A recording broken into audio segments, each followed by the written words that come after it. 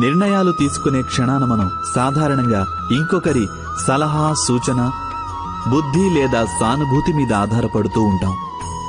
అలాగే మన భవిష్యత్ జీవితం మనం ఈరోజు తీసుకునే నిర్ణయంపై ఆధారపడి ఉంటుంది.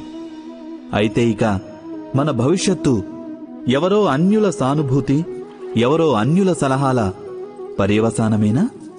అలాగే మానవ జీవితం ఎవరో అన్యుల బుద్ధి యొక్క పరిణామమేనా? ఈ విషయం మనం ఎప్పుడైనా ఆలోచించామా? ఇది మనందరికీ తెలిసిందే కదా. ఒకే పరిస్థితిలో వేరువేరు వ్యక్తులు వేర్వేరుగా ఆలోచిస్తుంటారు. దేవాలయంలో నిలబడ్డ భక్తుడు దానం చెయ్యాలనుకుంటాడు. కానీ ఒక దొంగ అవకాశం దొరికితే దేవుడి నగలు దొంగిలించాలి అనుకుంటాడు. మనసులో ధర్మమున్నవారు ధర్మబద్ధమైన సలహా ఇస్తారు.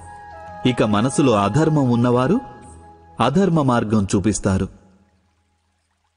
ధర్మబద్ధమైన సలహా స్వీకరించినప్పుడే మనిషికి సుఖశాంతులు లభిస్తాయి.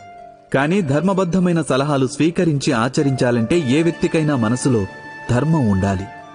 అనగా ఇతరుల నుంచి సూచనలు కానీ సలహాలు కానీ స్వీకరించే ముందు మీ హృదయాలలో ధర్మాన్ని ప్రతిష్ఠించుకోవాలి. ఇది యథార్థం కాదా? మీరే ఆలోచించండి.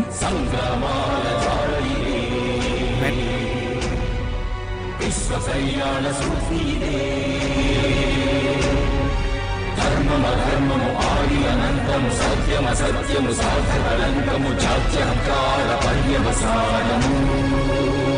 శక్తిదే భక్తిదే జీవన్ముక్తికి మార్గమిదే. పంచమ వేద సారం మహాభారతం. కృష్ణుడు చూపిన లీల ఇది, జీవన వేద మార్గమిది. గీత జనించిన క్షేత్రమే ఇది మహాభారతం.